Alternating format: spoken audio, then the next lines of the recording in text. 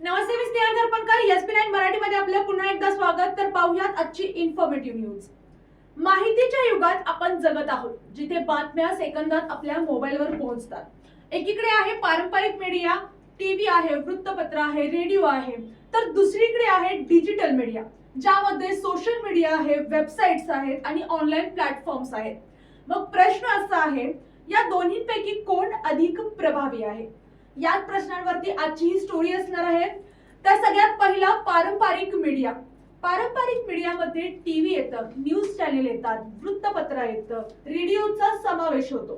या माध्यमांची सर्वात मोठी ताकद म्हणजे विश्वासार्ह, कारण बातम्या प्रसारित होण्यापूर्वी त्याची पडताळणी केली जाते. मात्र या माध्यमांमध्ये माहिती पोहोचवण्याचा वेग तुलनेने कमी असतो आणि वेळेची मर्यादा देखील असते.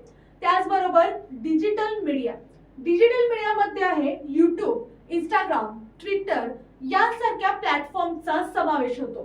येथे बातम्या अतिशय वेगाने आणि थेट लोकांपर्यंत पोहोचतात. कोणतीही व्यक्ती स्वतःचा कंटेंट तयार करून शेअर करू शकते. डिजिटल मीडियाची मोठी ताकद आहे. मात्र याच वेगामुळे फेक न्यूजचा धोका देखील वाढत चाललेला दिसत आहे. तुलना आणि वास्तव. पारंपरिक मीडिया विश्वासार्ह आहे, तर डिजिटल मीडिया वेगवान आणि सोयीस्कर आहे. आजच्या काळात लोक दोन्ही माध्यमांचा वापर करताना दिसत आहेत. त्वरित अपडेट्ससाठी डिजिटल मीडिया, तर सखोल आणि खात्रीशीर माहितीसाठी पारंपरिक मीडियाचा वापर केलेला दिसत आहे. असा समतोल या दोघांमधला दिसून येतो. त्याचबरोबर डिजिटल आणि पारंपरिक मीडिया हे एकमेकांचे प्रतिस्पर्धी नसून एकमेकांना पूरक आहेत.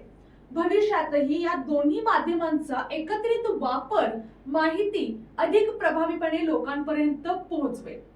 तर या आणि अशाच इन्फॉर्मेटिव्ह बातम्यांसाठी पाहत रहा एसपी9 Marathi. Your time, your news. धन्यवाद.